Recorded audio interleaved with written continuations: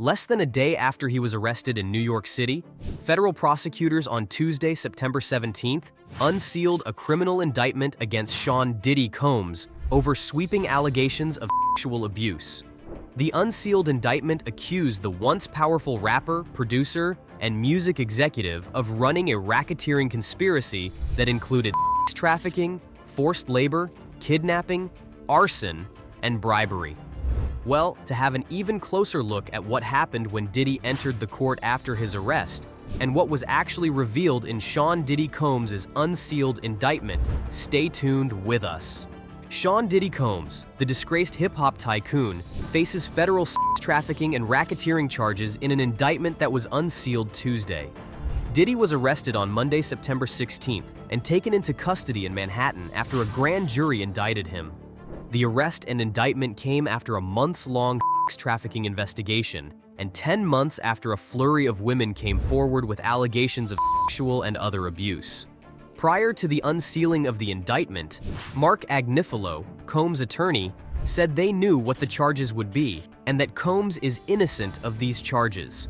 "We are disappointed with the decision to pursue what we believe is an unjust prosecution of Mr. Combs by the U.S. Attorney's Office," Diddy's attorney Mark Agnifilo said in a statement after the arrest. Sean "Diddy" Combs is a music icon, self-made entrepreneur, loving family man, and proven philanthropist who has spent the last 30 years building an empire, adoring his children, and working to uplift the Black community. Agnifilo added, "He is an imperfect person, but he is not a criminal." Let's now have a look at the key details of the indictment that were revealed after Combs' arrest.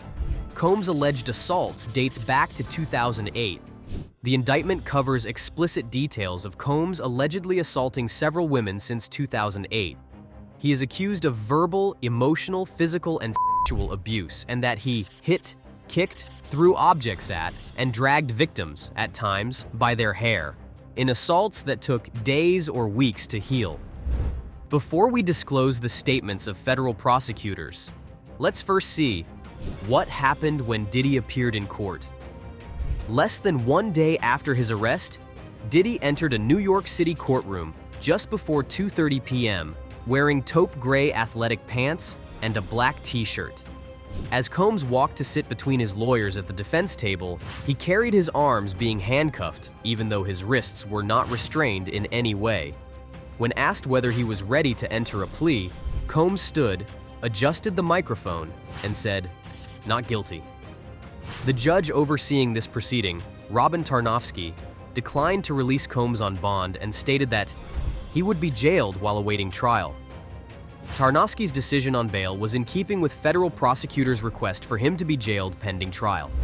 In a letter to the judge, prosecutors argued that Combs might flee and there is no condition or combination of conditions that will reasonably assure the appearance of the defendant as required and the safety of others and the community, not to mention the integrity of the proceedings.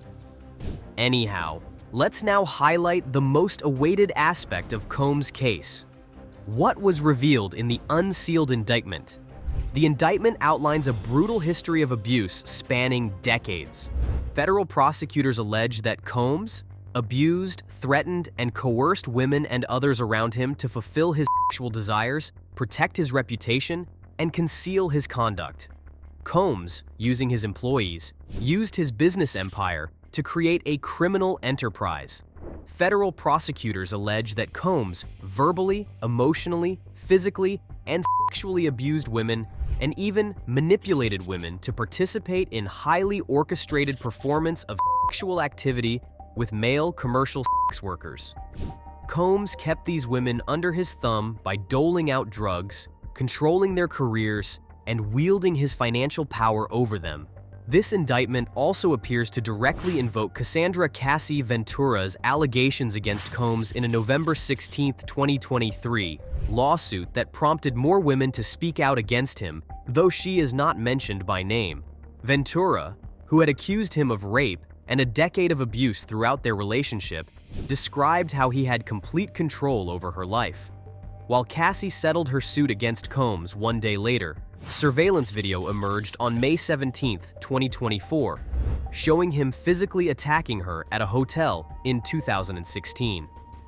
The indictment, describing Combs's alleged abuse, listed one instance at a Los Angeles hotel in or about March 2016, which was captured on video and later publicly reported, where Combs kicked, dragged, and threw a vase at a woman as she was attempting to leave. Now, what are freak-off parties? The Fed said that the purpose of Combs's enterprise, which is why there's a racketeering conspiracy charge, included his abuse of women with other forms of violence. When the Feds raided Combs's houses in Miami and Los Angeles in March 2024, they found extensive evidence of freak-offs. The Feds also claimed to have seized 3 AR-15 assault rifles with damaged serial numbers and a drum magazine. Federal prosecutors further detailed the alleged sex parties where they say much of this abuse occurred with the direct involvement of his associates. After luring women into his world, often under the fake auspices of a romantic relationship, he would force them to perform in what he called freak-offs, per prosecutors. The freak-offs were elaborate and produced sex performances that Combs arranged, directed, participated during, and often electronically recorded, which happened routinely and sometimes spanned multiple days. When the freak-offs ended, prosecutors note Combs and his victims typically received IV fluids to recover from the physical exertion and drug use. Wasn't there something about thousands of bottles of lubricant and baby oil? Yes. In the March raid, they found drugs and more than 1,000 bottles of baby oil and lubricant, court papers said.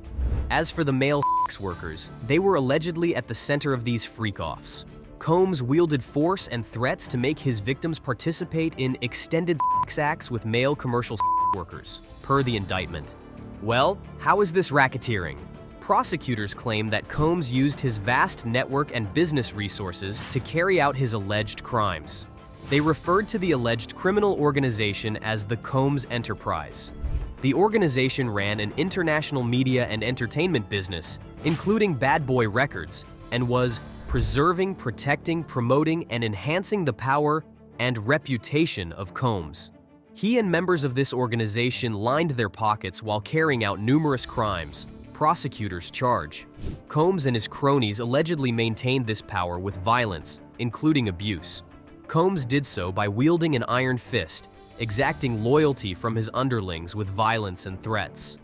The Feds list kidnapping, arson, bribery, and drug distribution as crimes in the racketeering count. Let's all wait for what will happen next. For this, don't forget to hit the subscribe button along with the bell icon so that you won't miss any exciting updates.